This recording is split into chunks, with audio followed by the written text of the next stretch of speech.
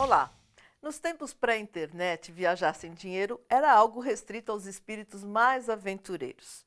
Hoje há mais acesso a tudo, a troca de informações e até de casa. Você recebe alguém para dormir no seu sofá e pode conhecer o resto do mundo oferecendo trabalho em troca de alimentação e hospedagem. É o que você vai ver no Bom para Todos de hoje, que começa agora. Esse tema de viajar com família, o preconceito não é das crianças, é dos pais. Porque a criança ela tem uma capacidade de adaptação muito maior do que os adultos. E falei que não ia ser o dinheiro que ia me impedir de viajar. Aí eu comecei sem dinheiro, a coisa começou a funcionar, começou a fluir. Então eu decidi dar a volta ao mundo assim, sem dinheiro, pegando carona. Hoje vou ficar uma noite na Turquia, em Istambul, na casa de uma turca que já ficou na minha casa 2 vezes. Viajar barato, viajar com pouco ou nenhum dinheiro, nosso condicionamento diz que isso é coisa para jovens aventureiros. Vamos abrir o nosso programa com a convidada de hoje, a viajante fundadora do projeto Viravolta, para quem viajar de bolso vazio pode ser um projeto para a família inteira. Para viajar barato, você precisa de fato ter um espírito mais aventureiro. Eu não posso negar isso. Você precisa disso. Mas não impede que uma família não tenha esse espírito aventureiro. E é engraçado, porque famílias que viajam, elas encontram as portas muito mais abertas, porque criança arranca sorriso de qualquer um. Eu acho que uma família viajando, ela está mais em segurança do que uma pessoa que viaja sozinha. Então, basta ela conseguir vender esse espírito aventureiro para os filhos, né? Se você é uma família que levou o seu filho para o resort em todas as férias, e aí quando ele tem 7 anos, você quer levar ele para fazer essa viagem, ele vai perguntar, cadê a piscina, mãe? Cadê o GO? É óbvio, porque você ensinou isso para o seu filho. Mas se desde pequeno você ensina para o seu filho a fazer esse estilo de viagem, ele vai ver aquilo como uma coisa natural. Para quem está pensando em aderir a essa forma de viagem e não tem experiência, a recomendação é que pesquise um roteiro e saiba onde vai se hospedar nos primeiros dias. Isso traz sensação de conforto e segurança. Mas se quiser fazer uma experiência antes, preste atenção nestes conselhos.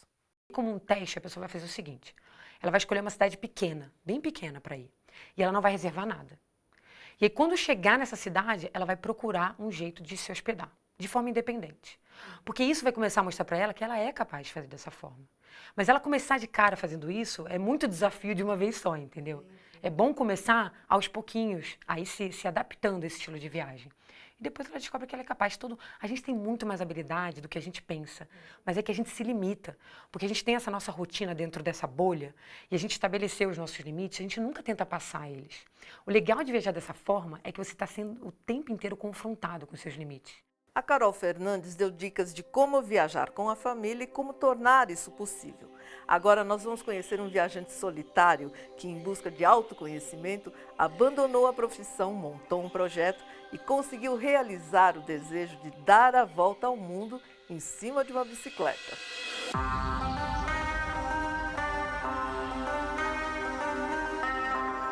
Eu vivi mais de 3 anos em cima de uma bicicleta, praticamente sem muitas coisas, né?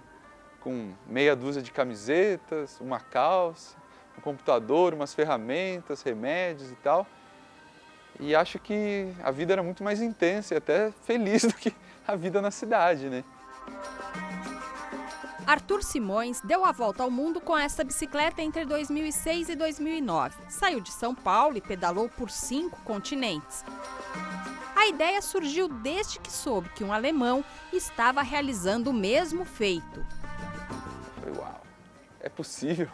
Eu achava tão impossível isso, sabe? Como que alguém dá uma volta ao mundo de bicicleta, né? Tem oceano, países, vistos, dinheiro, uau, tão complicado. E aquilo me encantou, assim, e ficou na minha cabeça durante muito tempo.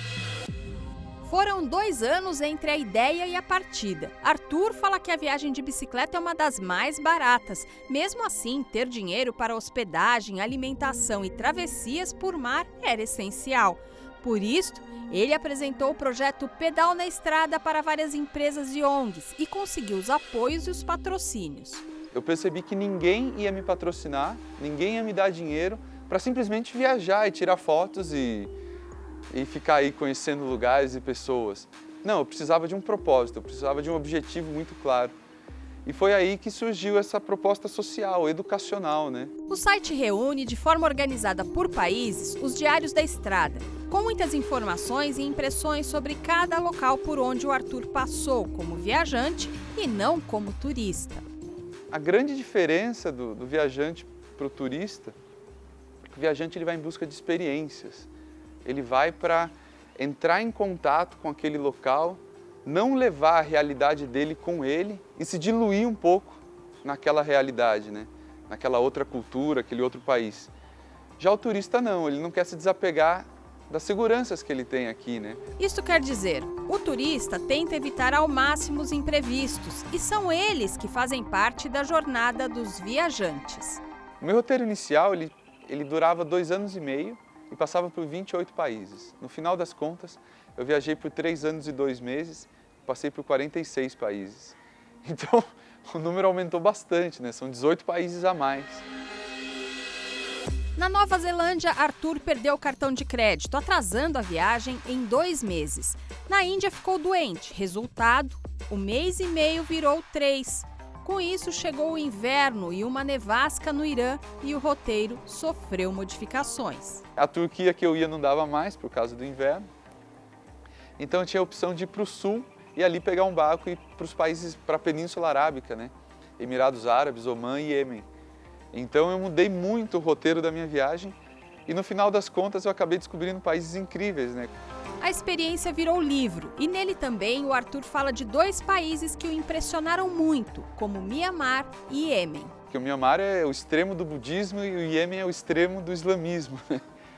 Mas são países que, por serem mais fechados, ou terem ficado fechados nos últimos 50, 60 anos, eles preservaram uma cultura, uma tradição que no resto do mundo já praticamente se diluiu. O dinheiro não está em primeiro lugar, mas geralmente é a pessoa, são valores que eles têm em primeiro lugar. Para este ex-advogado que encontrou na fotografia sua profissão, dar a volta ao mundo só com a bicicleta, além de ser transformador, deixou inúmeras lições. Quando você começa a prestar atenção e ver que tem muitos medos, né, ao seu redor ou às vezes dentro de você mesmo, quando você percebe que muitos são infundados, não fazem sentido nenhum, é natural que você perceba que o mundo não é tão perigoso quanto os noticiários dizem e que algumas coisas você também não precisa fazer igualzinho estão falando, né? Que é trabalhar daquele jeito, fazer as coisas de tal forma. Acho que as coisas elas podem acontecer de uma forma um pouco diferente. Acho que essa é a maior lição.